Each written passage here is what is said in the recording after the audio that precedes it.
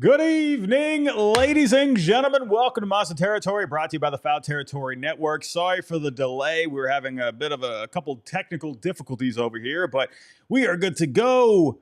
That was a great win tonight. Absolutely loved this game tonight. Minus the bullpen, they were scaring me a little bit, but love this offense tonight. They just showed you tonight you don't have to be hitting dinger after dinger after dinger to win a ball game. Just solid hitting tonight, good quality hitting, working the counts, not trying to do too much. Carlos Narvaez continues to show why he is, in my opinion, I'm really starting to think this guy is the MVP of this team. There's so many good things going on with Carlos Narvaez ever since, he's become the starter of this team. Sure, in the early going, it took a little bit to get going, right? But he has really just stepped up in such a big way for this Red Sox team. Absolutely loving everything going on with this offense tonight. We'll break it down. We'll talk about Carlos Narvaez later. Doing, once again, both things, doing things on both sides of the ball, offensively, defensively. And Hunter Dobbins does not care what you think. The New York Post, they can say whatever they want. Fox Sports, they can talk whatever they want about this whole story with Hunter Dobbins. Even Nesson as well. They keep talking about it. The media loves this story. I don't know why. But Hunter Dobbins simply does not care what you think. He had himself a phenomenal outing tonight. Red Sox starting pitching has been great over the last 5 games. They've gone 33 2/3 innings pitched. Each starter has gone at least 6 innings this last round. The starting pitching is tremendous right now. They got to keep this going, and hopefully they can finish this off tomorrow against the Yankees. I just talked about this, was it yesterday? In yesterday's postgame? I want a sweep. Like, this Red Sox team needs a sweep, right? They're playing great baseball as of late, and actually, we got to go to the meme that I've been waiting for, ladies and gentlemen. I've been waiting for this, and they have finally done it. Let's see if this actually comes up. I'm having a lot of technical... There we go. I don't know what's going on with my computer here tonight, but things are just not working out well here. And now it's not. There it is. Finally, pure mid. We are back. Liam Fennessy bringing this back. Back to 500, baby. That's what we like to see. Like I said, over the last couple of games here. This is a team where they've been under 500 here, but the vibes are immaculate. I've never seen a 500 team, with the vibes so good. Everything's just clicking right now. Everything's just going great. Been winning a lot of games lately, and they're going for a sweep tomorrow of the Yankees. I'm just a happy guy here tonight. There's so many good things that happen here tonight. Let's get the show on the road. Let's talk about Hunter Dobbins here. And 6 innings, 2 hits, 0 earned, 5 Ks. Just a great night. His last outing at Yankee Stadium wasn't all that bad. Gave up a couple of home runs, Aaron Judge, DJ LeMahieu. But other than that, it was a decent outing for Hunter Dobbins, but he took a step forward here today. Still leading with a fastball, just like he has many times. But tonight, he worked in more sweepers and splitters, and he attacked the bottom of the zone. He was still living up a little bit in the upper part of the zone. He was getting guys to chase a little bit on the outside. But that was the big difference to me. He was pounding the lower part of the zone. Ended up 5 Ks throughout the night. And with the fastball tonight, just attacking the zone with the fastball tonight and keeping the splitters low. All right. And that's something I talked about coming into this one. And that was something I talked about going into the last outing. I want this guy to work more splitters in. And he did that tonight. Not a tremendous amount, but a healthy amount of splitters tonight for Hunter Dobbins. Really loved his outing here tonight. The bullpen, we'll talk about that in just a little bit. Was not the biggest fan of this bullpen tonight. We'll get to that. But let's talk about this offense here. Love this offense, right? Like I said, you don't need to be hitting home run after home run to get runs across the board. This is a team that I've said it a million times here on this show. Tons of swings this season, leading the major leagues in swings. it seems like, they've been trying to dial in this, drive line approach so much, focusing so much on just swinging as much as you can, trying to get as much exit velocity as you can. I loved the approach tonight. Absolutely loved it, right? Good quality contact throughout the night, working counts, getting to Rodon once again, waiting for some mistakes, not trying to do too much when you have an opportunity at hand. Absolutely love this offense tonight. First inning, Rob Refsnyder with the double that went just fair. I'm seeing a lot of Yankee fans out there just groaning and moaning, talking about, DJ LeMahieu last night, he couldn't get the call, right? They called it foul against him, but then Refsnyder, he gets the call fair. Well, there was a difference, right? I even saw, talking Yanks, putting stuff out there, and I'm thinking, what are you talking about, right? Yes, DJ's foul ball last night, that was very close, but if you go look at the pictures, at least to me, it looked like a foul ball last night. Refsnyder tonight, though, you could see it hit the line. I don't know. Maybe DJ's got a tiny little microscopic piece of it, but to me, it looked like it was a foul ball. I don't know. Maybe even Red Sox fans out there maybe think we got a good call. Maybe we got the call there. I don't know. Or the umps were maybe helping us out a little bit. I don't know. One picture that I saw a few times since last night, it looked like a foul ball to me. But tonight, Refsnyder, it hit the chalk. No doubt about that, in my opinion. And then Narvaez, RBI base hit, getting the scoring started. Now, Volpe, he tried to make a play out of it, and there's nothing really doing there. It was a hard hit ball. But Carlos Narvaez, he's just swinging a hot stick right now. Hard contact from him all over the place, for how long now? He's just looking great. And then he had the double in the fourth inning to get it started. Trevor Story, this guy is red hot as of late. I've talked about this with Story. He goes through these stretches where all of May, he had the second lowest OPS in Major League Baseball, ice cold throughout the month. But you go before that, to April, he was looking pretty solid. He was getting into some balls there. He was hitting some homers. And now you're getting back to another hot Trevor Story. We would like to see a bit more consistency from Trevor Story. But we're always going to take these hot streaks as well. Hopefully he can just keep things a bit more consistent here on out. But he had the RBI double to make it 2-0. Fifth inning, I love this. This was probably my favorite part of the night. Romy Gonzalez with the RBI double into the gap. It made it 3-0 at the time. Just a solid piece of hitting, man. Absolutely beautiful hit. Again, listen, I love me a homer. I love me a dinger, right? Chicks dig the long ball. Dudes dig the long ball, for crying out loud. We all dig the long ball, right? We love moonshots. We love Roman Anthony hitting 500-foot homers. But I also love me just a nice, solid piece of hitting, man. Good mechanics. Not trying to do too much with it. Hard hit ball into the gap. Mwah. Just beautiful, right? That made it 3-0. Sixth inning, Trevor Story with his second double of the game. Over the last 7 games, Trevor Story is now hitting .387 with a .406 on base, a .677 on the slugging. 2 homers in his last 7. Over the last 15, he's been keeping this going here for pretty much, going back to the Braves series. That's when he woke up. I put a tweet out there, how long or in that Braves series? Was this the series that we'll look back upon and say this was the series where Trevor Story woke up? Since that Braves series, he's been pretty solid for the most part. I think he was a little quiet in that Angels one, but, the Rays, the Yankee series, both of them now, he's been very good. Over the last 15 games, he's hitting .293 with a .517 slugging. But I love this in the 6th inning, right? Seti laying down the bunt, got the runner over. Marcelo Meyer, first pitch, sac fly. That's what I mean, man. I just love a nice, complete offense. If they had worked in a home run somewhere along the way, that to me would have been perfect, right? Would have loved that, right? It would have been a little bit of everything. Some small ball, some good quality hitting into the gaps, home run along the way. That would have been a perfect night to me, right? But I will gladly take this offense tonight. Absolutely loved the approach. Just goes to show when you work the counts, you don't try to do too much, good things can happen, right? Play a little small ball along the way, you mix it in, just a sprinkle of it, right? You don't want to go too heavy on the small ball, right? Especially in today's day and age. But I think there's a time and place to lay down a sac bunt, all right? To get those runners over, get the sac fly. I still think that belongs in today's game, right? It's okay to sacrifice an out once in a while just to get the job done. Love this approach from the Red Sox offense tonight. Fantastic.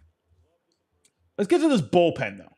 This bullpen tonight, I was not feeling very comfy with this bullpen here tonight. Before I do get to the bullpen, though, and get to the end of the game, we do have to go over today's sponsor. I'll be right back.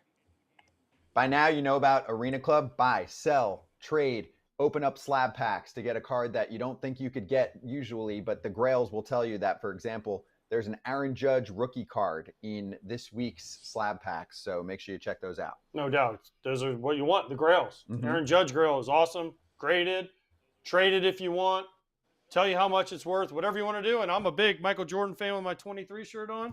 There's a Michael Jordan Grail in there that I'm looking forward to try to get. 20% off your first slab pack or card purchase at arenaclub.com/foul. Use code FOUL. All righty, let's get back to it here, shall we? Let's get back to it here. Let's talk about this bullpen. Luis Guerrero coming in for the 7th. You know, Luis Guerrero, man, this is a guy that's got good stuff. I was excited when he came back up. But, man, he just, more often than not, he just works himself into some trouble. He's got to wiggle out of things along the way. You know, even though we do see that good stuff flashing before our eyes. He gets into a little trouble here and there, man. And not a good night for him. Had trouble with the command. Walked Goldschmidt and Jazz in the 7th. Then Dominguez with the base hit. That made it 4-1. And then Justin Wilson had to come into the game. Austin Wells had the RBI base hit. That made it 4-2. And you got the strikeout with DJ LeMahieu, but here is where Captain Carlos Narvaez stepped up yet again. Man, I just love me some Carlos Narvaez. I don't know what else to say. This guy's amazing. Heads up play. I don't know what happened with Jason Dominguez here. He was on second base. You got the strikeout, and things look pretty normal. Looked like he was about to throw the ball right back to Wilson. All of a sudden, he's just throwing a dart to second base, and then Dominguez is like stuck in no man's land. I'm thinking, like, what the heck did this guy just do? I'm guessing it was a hit and run, I guess, or I don't know. That's what I would think is what it was, because I don't know why this guy was just hanging out there. And then he tried going to third, or I don't know if he just was thinking about stealing, and then he hesitated. Maybe he thought he was too far at that point. He at this point, well, he's got to go, right? Because Narvaez threw it to second. So I don't know what happened there. But then he got thrown out at third, right? Well, Narvaez threw it to second, but then they threw it to third and got him out. But Narvaez, right, just goes to show when you got a catcher, this is what you need your catcher to do, right? He's the captain of the infield, right? He's the guy that he's the field general out there, right? Heads up play. Carlos Narvaez, man. I love this guy. I will keep saying it. I feel like I was the only one coming into the year where I was like, I think this is the most underrated player on the Red Sox coming into this season. Yeah, I'm going to keep saying it because I felt it, and I'm glad it's happening, man. This guy's great. This guy needs to go to the All-Star game. If Carlos Narvaez does not get to the All-Star game, that is an absolute crime. Needs to get to the All-Star game. He's been tremendous, right?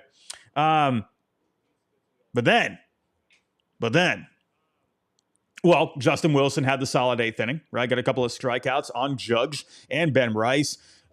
Very interesting approach to Aaron Judge. He was just attacking him down and in. Ended up getting the strikeout. Judge, sure, had the big home run, but he is striking out a lot against the Red Sox. How many total strikeouts now does Judge have against the Red Sox in both series? I know it's more than 10. I don't know the exact number. Maybe someone can go find that out for me. Let me know in the chat. Also, everyone in the chat, you're amazing. Almost 200 people in the chat right now. Absolutely amazing. Thank you all for coming out here tonight. A lot of familiar faces. You guys are pumped up right now. I can tell the chat is moving along. Gotta love it. I'll take a look at the chat here in just a little bit. But let's get to Greg Weisser.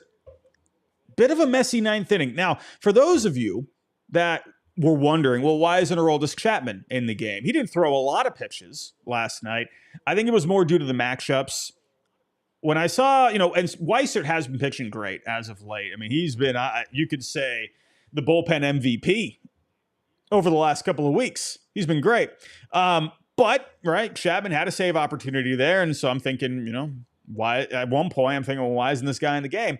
But Goldschmidt hitting over 400 against lefties.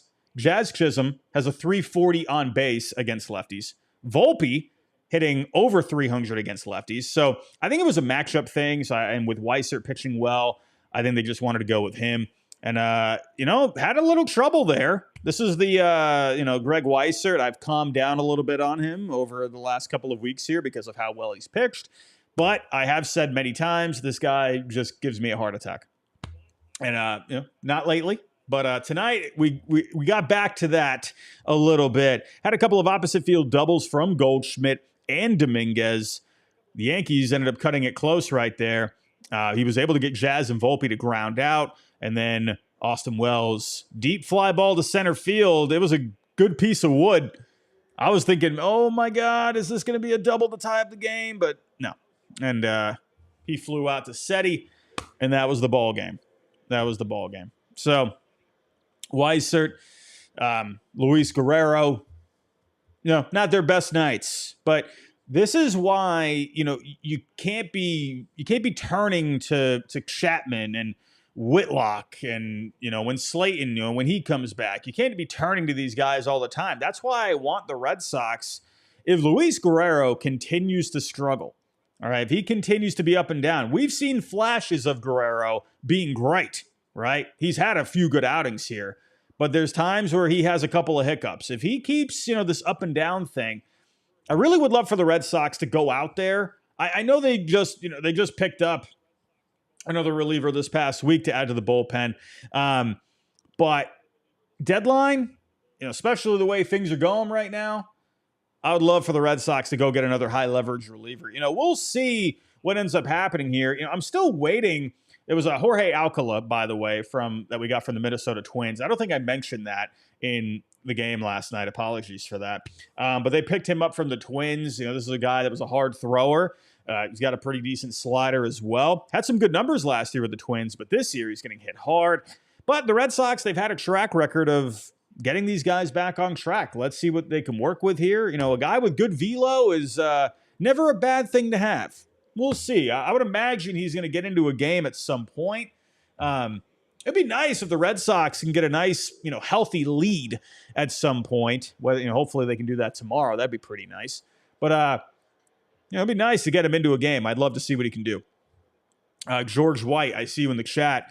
Need relievers at the trade deadline. Absolutely. We're getting closer and closer to the trade deadline, ladies and gentlemen. We are now at the about halfway point of the month now here in June. Still a ways, a bit, right? Still got a little ways to go.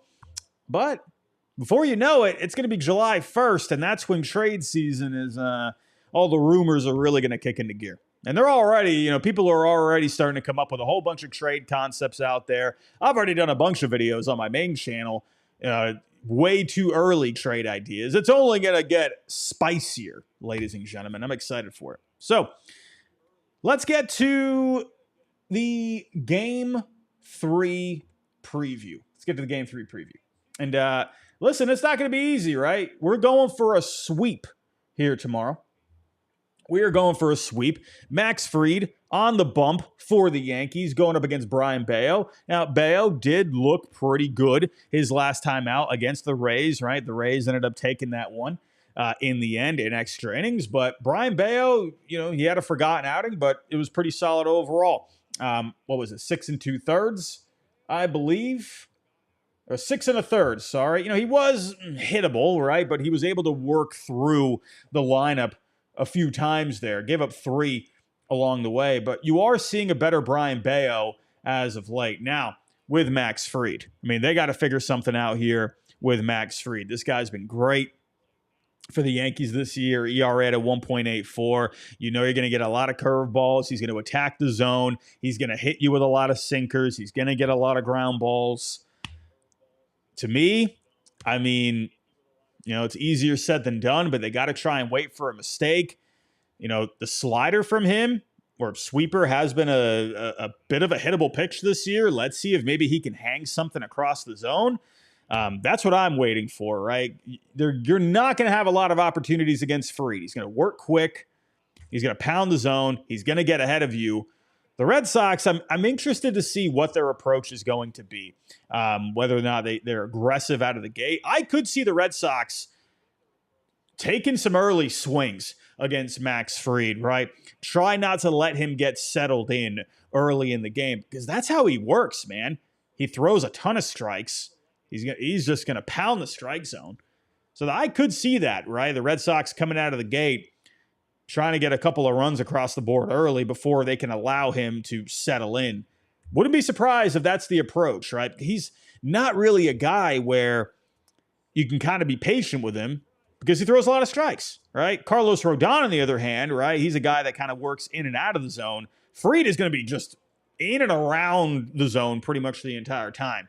But he's just so good, man, right? That curve, it's just such a snappy curveball with him. The sinker is just a nasty pitch, and he locates it very well. So we'll see how this goes. They're going to have to wait for a mistake. I could see this being a tough outing for the Red Sox tomorrow. I hope I'm wrong, but they got the momentum right now to where I think it doesn't matter who's on the bump. They're just hitting well against anyone at this point. So let's see if they can hand Fried a bumpy outing. He hasn't had a lot of those this year. Now, if we're to take a look at some guys when it comes to the experience against him, and Trevor Story is sticking out to me. He's got a couple of home runs against Max Fried and 7 ABs. Trevor Story is hot. Let's see if he can capitalize here, right? This is a guy he sees well. Story, he tends to do well on breaking balls in the zone. Let's see. And obviously, he's had success against them, right? I'm looking for that matchup tomorrow. Raffy, he's had some success against him, over 6 ABs, hitting .333. Ref Snyder, I would imagine he's going to be in the game yet again tomorrow. That's pretty much it. There's not really a whole lot against Fried. That's why I'm also pretty excited for this matchup, because you don't usually... there's been one time Fried's basically, or one or two times where he's gone up against the Red Sox, right? I think just once, if I can remember, right? Or at least, I don't know. I can't remember. It's not a lot. But when it comes to Brian Bayo, these are the matchups that we got to look out for. Cody Bellinger, couple of home runs against him. Aaron Judge has seen Bayo a lot. 14 ABs, not a lot of success against him. Let's see if Bayo can take advantage of that matchup. Volpe has a home run against him. So I think this could go either way here tomorrow. I think it's really going to come down to who can execute their game plan, right? The Yankees, they're not spiraling by any means. I mean, they're playing great baseball this whole year, really, except for the Red Sox, right? They haven't really been able to fully figure this Red Sox team out. But they've been hitting a couple of bumps here as of late. So I'm looking at the Yankees thinking, all right, we can't get swept here. We got to win this one, right? So let's see. But for the Red Sox, they're just hot. I'm a believer in momentum. People out there, they say, not really a believer in momentum. I am a believer, and I think things are just going really well. You're feeling good. When you feel good, you play good, right? So we'll see how this goes. I'm excited for it. But let's take a look at the chat here. We got a few minutes before we wrap things up. Let's see what you guys are saying here in the chat. Doc Jazz, Luis Guerrero's MLB ERA is fool's gold. It's half his career minor league ERA. ERA's gotten worse the last 2 seasons. Yeah, I think you could just look at the FIP with him. It's the command with him that bites him. Right? He's got a FIP at a 4. Well, that's going to go up from that was coming into tonight. He had a FIP at a 3.99 compared to the ERA at a 1.50. And the reason for that is he's not striking out a lot of guys, which is, man, that's crazy to me because he has good stuff, but he's striking out under 4 batters per 9. You need more strikeouts out of your bullpen. Out of a reliever, you got to rack up the Ks. And he's walking over 5 batters per 9. So I mean, it's a very small sample at 12 innings. You know, you need more. You need more. What else we got here? What else we got? TD. We are so close. We're missing a number 2 and a right-handed pitcher. Maybe another bullpen piece. Roman Empire gave us something the Yankees dream. Aaron Judge 2.0 with a better batting average. You know, I agree. I mean, hey, lately, this starting pitching, it's been fantastic, right? They've been just working their way through these lineups here. Like I said, the last 5 games here, 6 innings pitched at least from all of the starters. And that was a big problem for the Red Sox for a while. You just weren't really getting a whole lot of innings out of your starters, and you were taxing the bullpen. Now it feels like we haven't really been seeing much of the bullpen as of late. I mean, we have been, but you're just seeing so much better outings out of your starters, and I love it. You're just seeing consistency as well. All right, again, you don't got to go out there and throw blanks every single time. Go back to the 2021 Red Sox. Go back to that team. I mean, you had guys in this rotation like Martin Perez, Garrett Richards, but they were giving you innings, right? If you can get at least 5 out of your starter, I mean, yeah, you want more, but if you can get 5 or 6 at least out of your starters, I mean, you're going to be in a pretty good place. Again, Garrett Richards and Martin Perez from 2021, and they were 2 wins away from a World Series. I'm just saying.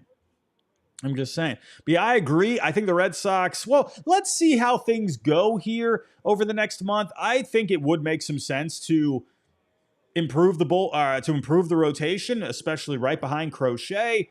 Maybe they could use a Jaron Duran or a Willie Abreu. Maybe one of those guys can land you a number 2 starter. I mean, there's not going to be a whole lot available. We'll see. But everybody watching Nesson, I do have to wrap it up right there. Thank you for watching. Come watch the rest over on YouTube, and I'll see you next time. Over on YouTube, what else we got? We got a couple more minutes here. But Roman Anthony, don't think you're going to see Roman Anthony in the lineup tomorrow. I think tonight, because the Red Sox, they had a nice, healthy lead. You didn't really need, Roman, to come in. He came in. Let me see here. When did Roman come in here tonight? He got the 1 pinch hit late in the game. I think that's what you're going to see tomorrow. We'll see. It depends on, can they get freed out of the game? The quicker they can get freed out of the game, I think the quicker, or the more ABs you could see from Roman, right? We'll see. But I'm okay with this approach with Roman Anthony for a little while. Get him in against certain lefties, but, would I have liked to have seen Roman, maybe get into the game here, maybe get, a chance against Rodon? Sure, but it ended up working out, right? Refsnyder getting the double. So, I'm okay with Romy and Refsnyder getting these at-bats against these lefties. They're good at it, right? It's kind of hard to argue it. But I think, against guys like Ryan Yarbrough, the lesser lefties out there, no disrespect, but that's where I think Roman is going to get his chances. And I will also say here, Marcelo Meyer, shout out to Marcelo Meyer here tonight. Those couple of ABs, right? He was working Carlos Rodon. He was driving that pitch count up. Sure, ended up not coming away, with a base hit or getting on base. But I believe the first AB against Carlos Rodon, what did that go? 9 pitches? 8 pitches? He worked him a lot. And he fell down to him 0-2 in the next AB. And then he was able to work off, a couple of balls. I think he fouled off one more. So he worked a lot of pitches against Rodon. I really like Marcelo Meyer, man. Really like him. And the more quality at bats you can have when you get those chances, the more trust you're going to earn from Alex Cora, right? To put you in, or to leave you in situations like that. I know it's Meyer, right? I mean, he's playing third. It's a little different where you have Refsnyder in the outfield, with Roman. But still, the better you can do in those ABs, the more chances you're going to get later on. What else we got here? TD, Robbie, you got to start calling him the Roman Empire. I mean, it's eventually going to catch on. I think you need to see a bit more success from Roman. It's gone a little quiet on Roman here in the last couple of days. But What else we got here? Yeah, George White, Ref Snyder, Romy, good versus lefties. Yeah, I say you don't fix what's not broke, right? They've been hitting lefties well all year. I know we want to see Roman. We want to see these young guys, getting these ABs, right? Yes, you could also look at it from the developmental point of view. Sure. I mean, I think that's a valid argument, right? Because if you want to get better against something, you gotta go through failures, right? You got to go through those ups and downs. You got to get out of your comfort zone and go up against those tough pictures, right? But it'll come with time. What else we got? What else we got here in the chat? Robbie, do you think Abreu or some combination can get us a right-handed bat to protect the Roman Empire? Is there a decent first baseman worth trading for right-handed bat? Well, it's interesting because they're riding the hot bat of Abraham Toro lately. I do wonder, all right, what's going on with this Brewers team lately? What are they? Where are they at now? I mean, the last time I checked, which wasn't too long ago, they were right in the mix for a wild card spot. They're 1.5 out of a wild card spot. The Brewers every year, they're trying to compete. All right. They're one of those, the small market teams where they're looking both ways, right? They're looking at the present, but they're always looking at the future too. So do the Brewers trade away someone like Rhys Hoskins? They did just bring in Andrew Vaughn. I think that really depends. If Vaughn can get himself right, then maybe you could do something like that where you could get something back for someone like Rhys Hoskins that gives you another right-handed bat in the lineup. But again, I think it also comes, what's Abraham Toro doing? But what I like about Toro is that now, because he has shown the ability to play third base along with first base, so you have that versatility from Toro. So even if you did bring in, someone like Rhys Hoskins, there is still that possibility where Toro can come off the bench. It's going to get really interesting here when Bregman comes back. John, how you doing, my friend? How you doing? Welcome. It's going to be interesting when Bregman comes back because I wonder, what happens with Meyer? I don't know. You got too many guys. People say it's a good problem to have, but, I don't know. It's interesting. Like, does Meyer go back down to AAA? I would like for him to stay if possible. It's going to be tough. Because, Story, the way he's hitting, I don't think he was going anywhere anyway either, right? Even if he kept, I don't know. If he were to keep slumping like he was, could you have possibly looked at a DFA? I don't think that was out of the question. The Red Sox, they've done that before, right? They have unloaded a lot of money before, right? When it came to guys like Pablo Sandoval, but Hanley Ramirez. But still, anyway, Story, it doesn't matter. He's hitting well lately, and I don't think he's going anywhere. He's valued in the clubhouse, so I don't see Marcelo Meyer taking over at shortstop. He has looked. The one thing I like about Meyer, he's very composed out there. He's just a cool cat, man. Cool cat. But it is going to get interesting when Bregman comes back. That's still a little bit away here. We'll see. He is progressing very well with his rehab. I still think the Red Sox, they're going to hold off on that as long as possible. They don't want to rush him back. They don't want to, mess anything up with that, bring him back too soon, and then he's out for, another month or two. You know what I mean? So they're going to take their time with that. I think the Red Sox would like to get to the All-Star break in good shape, winning some games. The more you can win, I think the better it's going to be for both the Red Sox and Alex Bregman. We'll see, though, but he could definitely come back sooner than that as well.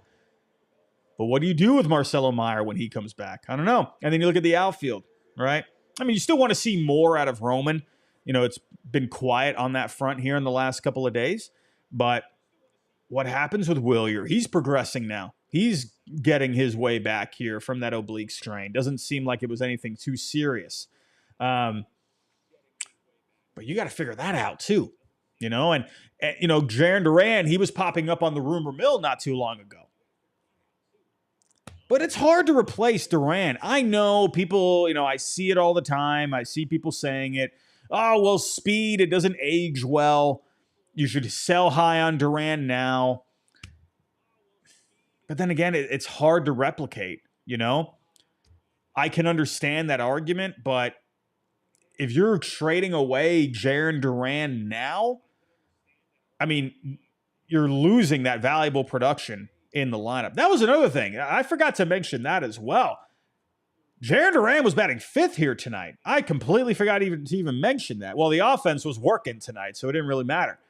That was so weird, seeing Jarren Duran batting 5th. Goodness gracious. And you had Refsnyder leading off. But listen, I like that. I think the Red Sox, this is what they need to do against left-handed pitching. This is what they need to do.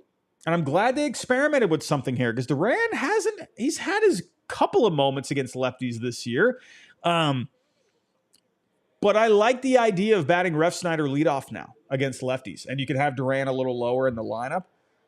We'll see here. I don't know, man. I think it's, again, I understand the argument where you sell high on Duran because speed, those kind of guys, they tend not to age well. But if you trade him, you're not going to get that kind of player back, right? You're not going to have that kind of player anymore when he can really change things he can change the course of a game with his speed alone. I don't know. And then Wilyer, I think it might be a bit more digestible. Again, hypotheticals here, but it's more digestible to trade someone like Wilyer Abreu, in my opinion. Teams, I think, would look at that, look at him, at the fact that you got a lot of years of control left with him. He's a guy that hits for good power. He plays good defense in the outfield. Again, hypothetical, because you need to see what Roman's going to do here. But the fact that he's up, the Red Sox, I think they want to keep him around. He's the kind of guy you would like for him to take his lumps at the major league level now, and because that'll be part of his development, I think. I think it would be good development for him. And Wilyer, I love Wilyer, but I'm looking at Wilyer right now as if you were to go that route, as the more logical trade candidate. That's just me. It's hard to replicate Duran. I feel like I'm repeating myself. I don't know. But then, I see you I see you, Moose, in the chat. You could do Roman leading off. Listen, we're far away from that, right? Roman, yeah, yes, you could see the future. Could he be a leadoff hitter for the Red Sox in the future? Sure. You have to get there first, right? You can't just trade Duran tomorrow and say, all right, Roman, you're batting leadoff, right? They want to take their time with it, right? They want to progress to that. So anyway, we're still a ways away from the trade deadline. We got a long time before that. But everybody, I'm going to start wrapping this up here. If you can, hit that like button for me. We got 200 people in this chat right now. You guys have been amazing. We have seen such great growth with these post-game streams. When we were first starting at the beginning of the year, we were at maybe 30, 40, 50 people. During those couple of losing streaks early on, it was a little quiet, but we've been really picking up steam here as of late. So I do want to say thank you to all of you for coming on out for these post-game shows every single night. It's really awesome seeing all of you here interacting in the chat.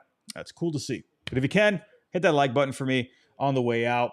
And everybody, I'm going to wrap it up there for tonight. We'll be back here tomorrow, probably around 4:30-ish, right? It's an early game tomorrow, right around, I think, 1 o'clock, I believe. So until then, everybody, go enjoy the rest of your Saturday night. Go enjoy your morning tomorrow, and we'll see you tomorrow afternoon.